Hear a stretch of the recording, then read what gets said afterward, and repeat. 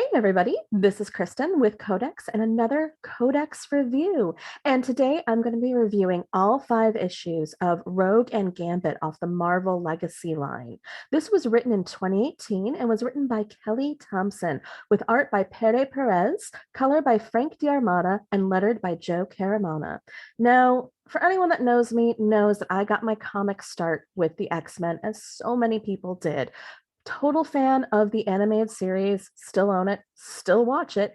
And once I realized that the series meant comic books, I also started reading those right away, which means, like many people that grew up in the 90s, one of my very first comic book crushes was Gambit. Gotta love me a Cajun and a Cajun accent, and that will never go away. So I was really excited to go ahead and read this iteration of Rogue and Gambit, one of Marvel's greatest and most tragic couples. So before I get into this, just to give a little background, for those of you that don't know these characters, Rogue is a mutant that whenever she touches somebody skin to skin, she starts sucking out sort of their life force. She can also go ahead and take over someone's mutant powers. Case in point, she has gone ahead and leached all the powers from Captain Marvel. A little bit of a spoiler if you don't know those, but that's where she gets her flight and strength from. Gambit is a mutant who has the power of kinetic energy. Basically, he can touch something and infuse it with kinetic energy, throw it, and there it goes and creates an explosion. His favorite is poker cards. So the tragedy of this pairing is that Rogue and Gambit can never really touch each other. If they do, she could accidentally kill him. So we sort of have this couple that everybody really loves. They work well together. They've got great chemistry, can never really be together. It's very frustrating when you have read the series for as long as I have, but it also still works. But I digress because that is not what this series is about. Rogue and Gambit is an offshoot story, so you do need to know a little bit of the history about them. In this series, Rogue and Gambit are currently broken up. Then they get put into an assignment that takes them away to an island where technically couples and mutants get couples therapy. So yes, we do have a whole 5 issues of Rogue and Gambit couples therapy. Yes, I know how my voice sounds. I love Rogue. I love Gambit. I don't love what is happening here.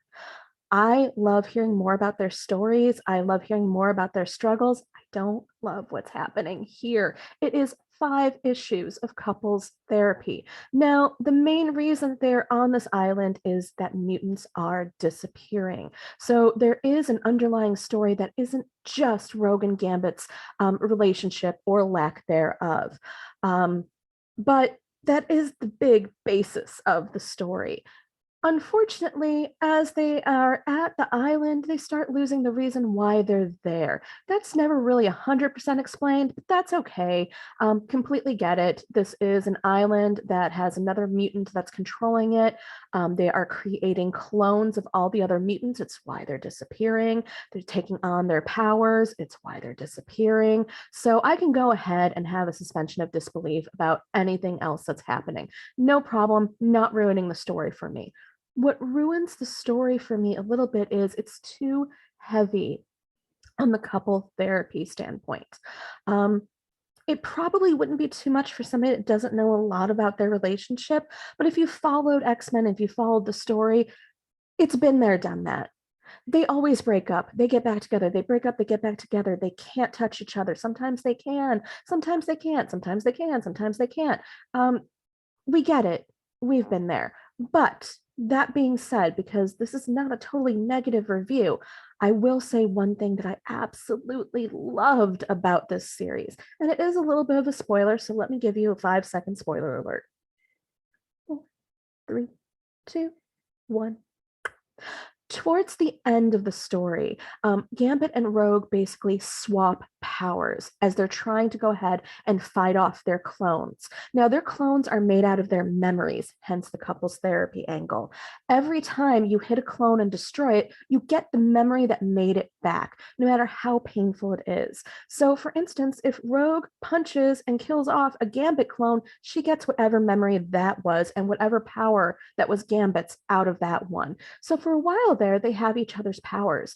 But what I really liked, because this is a completely different take on the couples therapy idea, is that every time they destroyed one another's clones, they got that painful memory, the reason for the breakup, the reason for the hurt, or how much the other one was trying and you don't see. This is how you know that the relationship is supposed to be the crux of this story. It's also supposed to bring them back together with a greater understanding. I think that in any relationship that we have, I'm going to get a little serious here, any relationship that we have, whether it's family, romantic, friendship, or otherwise, you never really know what the other person's feeling. You can sit there and say, put them in your own shoe, put yourself in their shoes, put yourself in their shoes. That's what I mean. Put yourself in their shoes, be empathetic, be sympathetic. But unless you're that person, you don't know how that really feels. This part of the story allowed Gambit to know exactly how Rogue felt and vice versa. And I really loved that little twist in there. But for the most part, it's been there, done that. There are even little memories and stories that they go in there that they have to put in the footnotes what story they came from. There was a few times where I'm like, I don't even remember when this happened or what happened, and I had to go back and research that story just so I can continue on with that story. That's a little too much work for a 5-issue series for me. That being said, let's get on to the rating. So yeah, there's more negatives to this than there are positives for me. And I really hate that when I'm reading a comic. I really hate that when I'm doing a review because I know that so much work goes in there and so much heart goes into this. And part of me is probably just not liking this as much as other people could because I've been with Rogue and Gambit since the beginning. They have been a part of my life since I was 8 years old, and they're not going away anytime soon. So unfortunately for this, the whole series as a whole gets a 5 out of 10 for me. It's just average. Story-wise, just average. Art, just average. I didn't get the chance to talk about the art a lot, but it is basic X-Men art. And when they go ahead to the memories, they try to go ahead and copy the artwork of that time. And it just feels way too disconnected. I don't feel like I'm reading one full story. I feel like I'm getting broken pieces of multiple stories that have just been patchworked together. So for that, it gets a completely average 5 out of 10. If you don't know much about Rogue and Gambit, this is not a bad one to read for you to catch up and kind of get a little bit more insight into them. If you've been there, done that, know all about Rogue and Gambit, you don't need to read this one. You can wait for a rainy day if you want. But that's it for this review. Once again, Rogue and Gambit is part of the Marvel Legacy line. It was published in 2018.